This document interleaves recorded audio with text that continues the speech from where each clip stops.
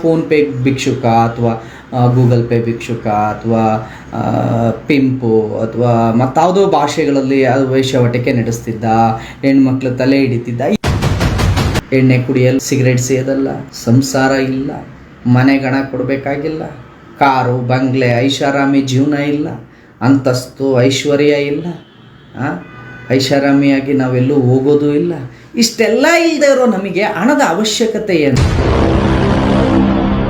ಪುನೀತ್ ಕೆರೆಯಲ್ಲಿ ಹಣ ಮಾಡ್ತಾನೆ, ಬಾರಯ್ಯ ಅವ್ರ ಆಫೀಸ್ಗೆ ಹೋಗೋಣ, ಬಾರಯ್ಯ ಹೋಗೋಣ, ಕುಂತ್ಕೊಳ್ಳೋಣ. ಅವನು ಯಾವನು ಎಲ್ಲೋ ಹೇಳ್ದ, ಅವನು ಕಾರ್ ತಗೊಂತಾನೆ, ಅವನ ಹತ್ರ ಆಸ್ತಿ ಮಾಡ್ತಾನೆ. ಅದು ಬರೆದಿಟ್ಕೊಳ್ಳಿ, ರಾಜ್ಯದಲ್ಲಿ ಹಿಂದೂಗಳನ್ನು ಮತ್ತಷ್ಟು ಸಂಘಟಿತರನ್ನಾಗಿ ಮಾಡೋದು, ಮತ್ತಷ್ಟು ಒಂದು ಮಾಡೋದು, ಹಿಂದೂ ಕಾರ್ಯಕರ್ತರನ್ನ ಇಡೀ ನಾಡಿನಲ್ಲಿ ಒಂದು ರೀತಿ ಸಂಘಟನಾತ್ಮಕವಾಗಿ ತಗೋಬರೋದು ನಮ್ಮ ಪ್ರತಿಜ್ಞೆ ಇದೆ. ಅದನ್ನು ನಾವು ಮಾಡೇ ಮಾಡಿ.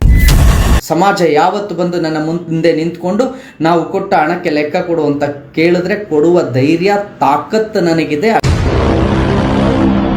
ಇದು ಒಂದು ರೀತಿ ಟೂಲ್ ಕಿಟ್ ಅಂತ ಹೇಳ್ತಾರೆ. ಅಂತ ಅಂದರೆ ಒಬ್ಬ ಹೋರಾಟಗಾರರನ್ನು ಅಥವಾ ಆತನ ಚಾರಿತ್ರ್ಯವನ್ನು ವಧೆ ಮಾಡೋದು ಅಥವಾ ಆತನನ್ನು ಕುಗ್ಗಿಸುವ ಪ್ರಯತ್ನವನ್ನು ಮಾಡೋದು. ನಾವಂತೂ ಕುಗ್ಗೋದಿಲ್ಲ.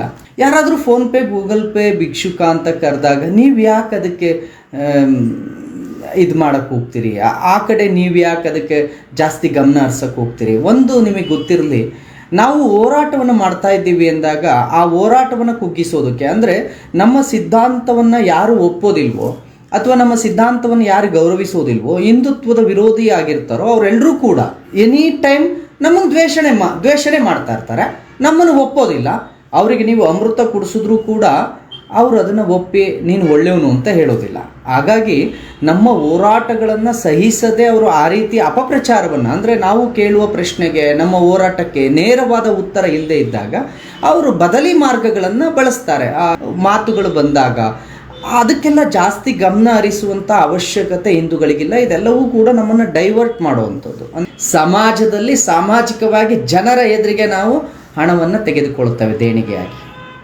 ಹಿತ್ಲು ಬಾಗಿಲಲ್ಲಿ ನಾವು ವ್ಯವಹಾರ ಮಾಡಿ ನಮಗೆ ರೂಢಿ ಇಲ್ಲ.